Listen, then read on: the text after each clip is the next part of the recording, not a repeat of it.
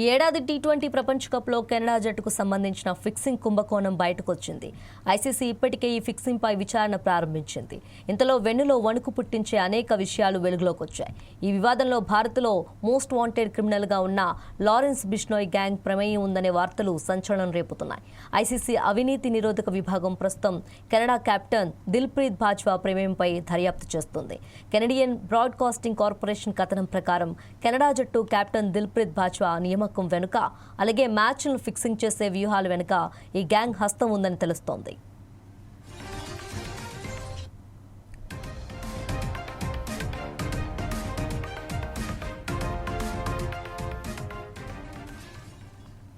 ఈ కుంభకోణం మూలాలు జులై సరేలోని ఓ రెస్టారెంట్లో ముడిపడి ఉన్నాయి. 2025 జులైలో ప్రధాన ప్రాంతీయ టోర్నమెంట్లో విజయం సాధించింది. తర్వాత సుమారు 25 మంది క్రికెటర్లు బ్రిటిష్ కొలంబియాలోని సర్హేలో ఓ రెస్టారెంట్లో సమావేశమయ్యారు.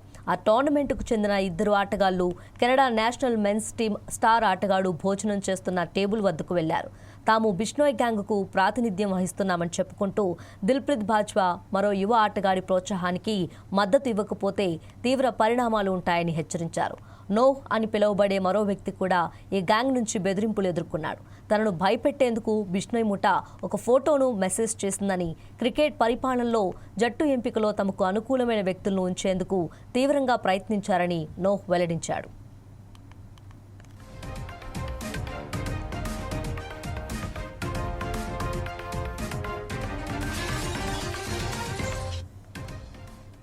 వాస్తవానికి దిల్ప్రీత్ బాజ్వా కెప్టెన్సీ ఎంపికే ఒక మిస్టరీగా మారింది.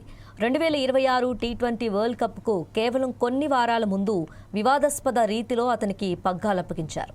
న్యూజిలాండ్తో జరిగిన మ్యాచ్లో బాజ్వా చేసిన ఒక ఖరీదైన అసాధారణమైన ఓవర్పై ఐసీసీ యాంటీ కరప్షన్ యూనిట్ కన్ను పడింది. దీంతో అతని మొబైల్ ఫోన్ను స్వాధీనం చేసుకొని అధికారులు విచారణ జరుపుతున్నారు. కేవలం ఆటగాళ్లపైనే కాకుండా క్రికెట్ కెనడా ప్రెసిడెంట్ అరవిందర్ ఘోసాపై కూడా ఈ నివేదిక నీలనీడలు కుమ్ముకునేలా చేసింది. ఘోసా తన పదవిలోకి రాకముందే బాజ్వాను కెప్టెన్ చేయాలని ప్రతిపాదించారని, మ్యాచ్లు ఫిక్సింగ్ చేసి డబ్బు సంపాదించడమే ఈ గ్యాంగ్ ప్రధాన ఉద్దేశమని ఆరోపణలు వస్తున్నాయి. అయితే ఈ ఆరోపణలను ప్రెసిడెంట్ ఘోసా కొట్టిపారేశారు. తన ప్రతిష్టను దెబ్బతీయడానికి జరుగుతున్న రాజకీయ కుట్రగా ఆయన అభివర్ణించారు.